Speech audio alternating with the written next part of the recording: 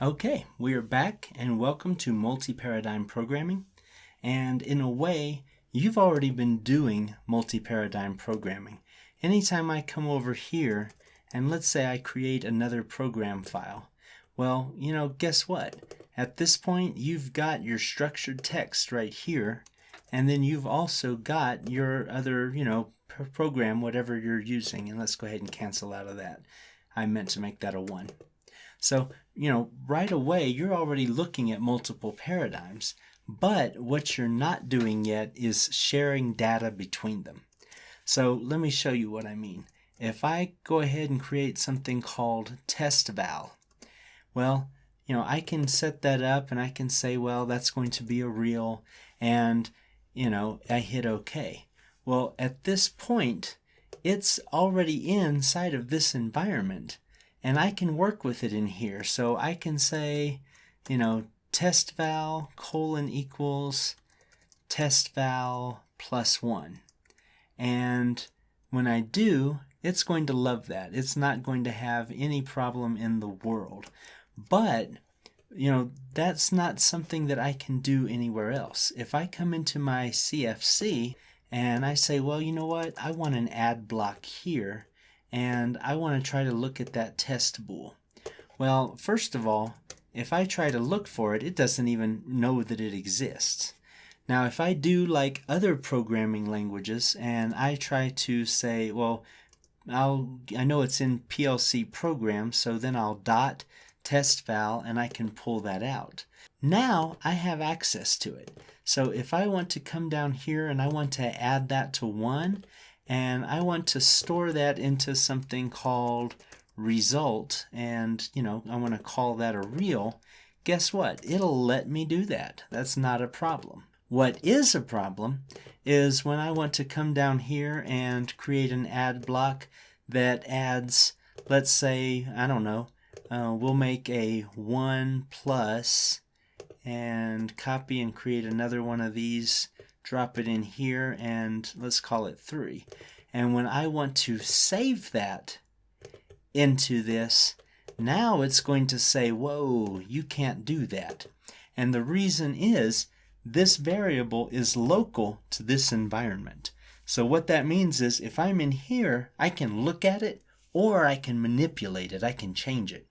But if I'm in any other environment, if I'm in one of my other program files, well, I can still look at it, but I cannot set it to something else. I cannot change it.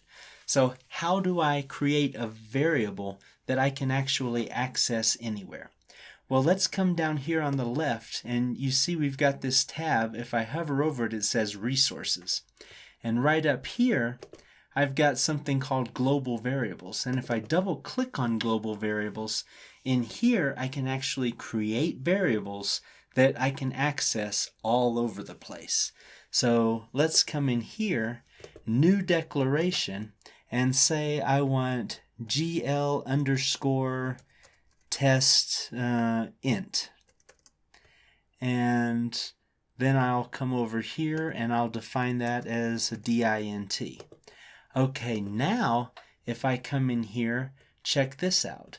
Instead of programming to this, I'm going to go ahead and just wipe that value out, and I'm going to run a search for my global, and guess what? There it is. So not only can I access this in any program file I create, but I can also see it and I can also manipulate it. And one other thing, if I want to, I can come in here and I can set an initial value. So I can say, you know what, when my program starts, I want this thing to be equal to 10. That doesn't mean it's always going to be 10. I might change it later on, but at least when I start, I'm going to have this thing equal to 10. So that is what you need to know whenever you're going to start this next project. And I'm going to give you fair warning.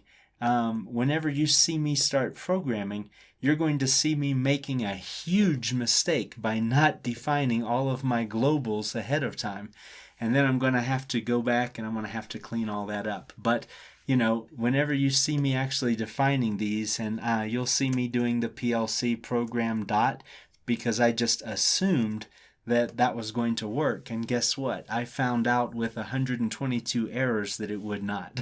So don't make the same mistake, and when you see me doing that, just, shake your head and say, oh, that Paul, he really should have worked through this before he recorded his program, I guess. This is a new environment to me, so you'll have to forgive me. But yeah, instead, you're going to want to define these things as globals. And once you do that, you'll be able to access them anywhere, manipulate them, and everything will run nice and silky smooth. So with that, you already know how to run all of your paradigms, and that's really what you need to know to get around working in a multi-paradigm environment. Aside from that, you're good to go. Come back in the next lecture, and I'm going to lay this project out for you. On the surface, it's pretty simple, but once you get into it, I think you're going to see why it took me so many lectures to get it programmed. There really is a lot going on in there. There's a lot of programming to do. So you signed up to learn all these different paradigms and to become a programmer who can manage these all. Guess what? Now's your chance. So I'll see you in the next lecture, and that you're not going to love me for giving you that project, but that's okay. You'll love me when it's done and you can program. So I'll see you in the next.